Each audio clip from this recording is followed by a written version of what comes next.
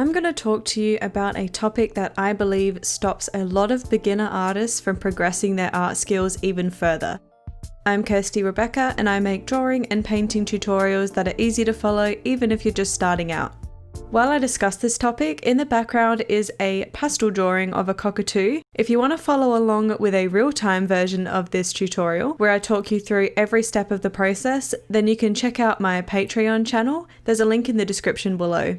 The biggest problem that I see beginner artists have when they're starting out is worrying too much about the color choices. They're always trying to find the perfect color for the subject they're working on, like what's the perfect color for Caucasian or Indian, Asian, or whatever skin tone they're working on, or what color they should use for a tiger or a horse or a bird or whatever subject they're working on. And I notice this becomes even more stressful for artists trying to follow along with tutorials, because you may not have all of the colors that tutor has, and if you don't have the right colors, it can seem like you won't be able to complete that tutorial. It gets even more confusing when there's a list of color names like cobalt green or scarlet red, and you may not have those colors, so you may not know if you can do that tutorial or not. People seem to not want to start doing a project if they don't have every color they think they need, or they don't know what the perfect colors are for that subject. In reality, that's not going to happen. There isn't a perfect skin color or a perfect orange for a tiger that will make your drawing look more realistic. There isn't a perfect color for any subject. So how do artists get their work to look realistic with accurate looking colors? I'll give you my best advice for choosing your colors and applying them to your artwork. The first thing that you need to know is that your color choice isn't important. It's your values that matter. Having your shadows dark enough and your highlight areas light enough is what's going to make your drawing look realistic, not the color choices. In my opinion, the top two most important things to making something look realistic is starting with an accurate outline and making sure that your values are correct. Color is way down on the list. In fact, I use colors as a tool to make things look more interesting, not more realistic. And there's a quote that I like, and I'm not sure who originally said it, but it's, "Values do all the work, color gets all the credit." To show you what I mean, this portrait still looks realistic with all of these different colored filters. The colors that you would use for each of these photos would be completely different, but it will still look realistic because the values are right. You can take a photo of the same person in different lighting and their skin may be a cooler color in some types of lighting where you might use more blue undertones, but if you took the same person and put them in a warm lighting, then you may have more pink or orange undertones. So you can't really use one color to create all Caucasian people's skin tones.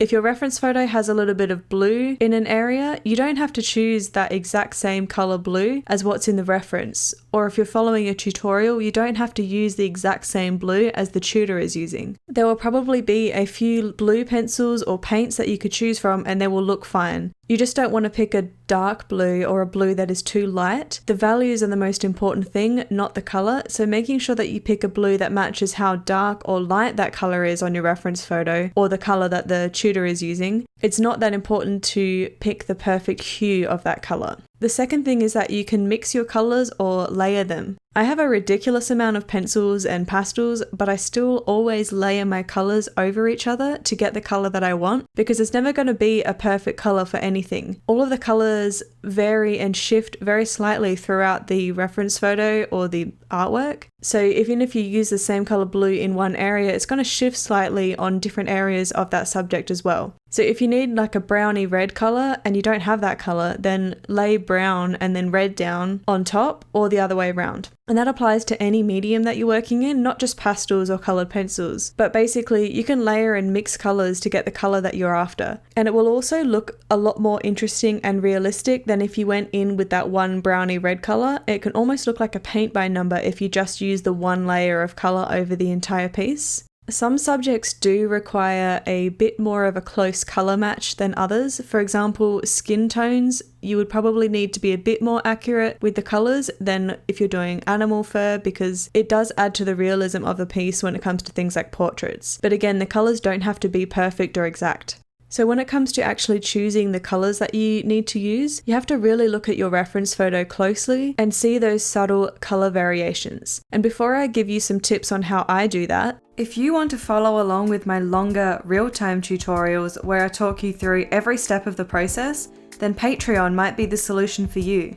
For a small amount per month, you'll have access to every tutorial that I've previously uploaded on your chosen tier level in a variety of mediums like pastel, coloured pencil, graphite, watercolour and more. You will also have access to the original reference photo, a traceable outline, and a list of supplies that I'm using, so you really can follow along every step of the way. My tutorials don't skip any stages or cut out any important parts of the process, and I will share all of my secrets to help you improve.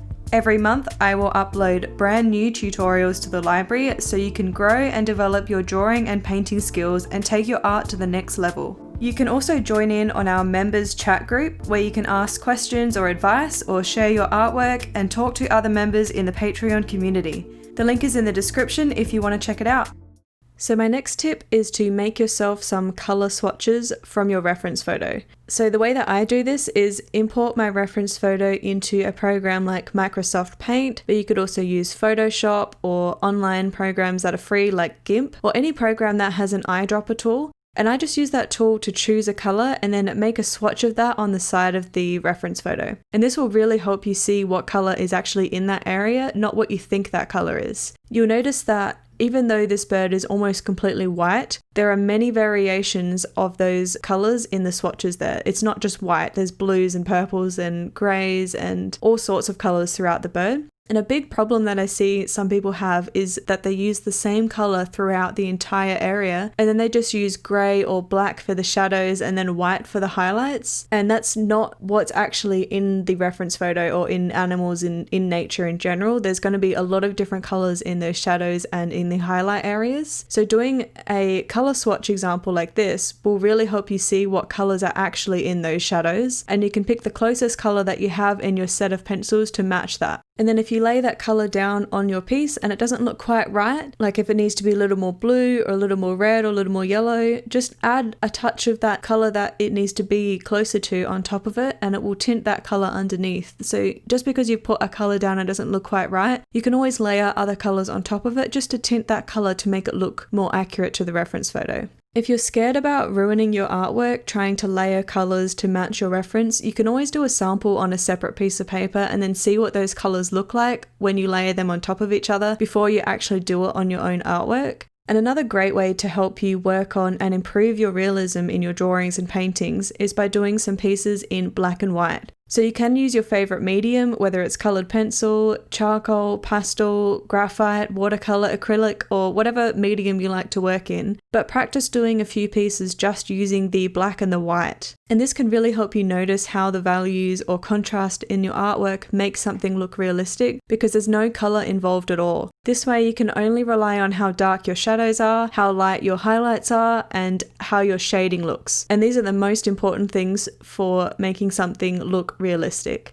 Then when you go back to your coloured pencil work or your pastel or whatever coloured medium you're working in, you'll start to notice that by darkening up your shadows to match your reference photo and by making the highlights as bright as they need to be, it will make your drawing look more realistic than trying to find the perfect colour. If you're working in colour and you are struggling to see whether your values are right, take a photo of your artwork and turn it into black and white, and then do the same for your reference photo and then compare them side by side next to each other. You'll easily be able to see whether your darks are dark enough and your highlights are light enough and adjust your artwork accordingly. It's almost like a spot the difference, so having them side by side, it will really jump out whether your shadows are dark enough or not. Most people get their highlights light enough, but they don't get their shadows dark enough. So by using this technique, it can really help you see if your own artwork is correct. So if you are worried about colours and you're still struggling to work out what colours you need to use, the most important thing is that you just start. Just get started on your project, even if you don't think you have all the colours that you need or you're not sure what colours to use. There's only so many tutorials that you can watch and videos on colour theory, but the only way that you'll know what colours to use is to practice. There's only so much you can learn from tutorials, so just dive in and start drawing and have a go. If your colours aren't perfect to start with, that's fine, you'll keep learning. The more pieces of artwork you create, the easier it will get over time to choose your colours or mix and layer your colours. The only way to get better and remove that fear is to just get started on a drawing or painting. It will get easier and your artwork will improve over time, so just have fun with your drawings and paintings because that's what art is all about anyway. I have a playlist on the screen of some other art topic videos that I thought you might enjoy, and below that is a playlist of a bunch of pastel tutorials that I thought you might find useful, so click on one of those and I'll see you over there.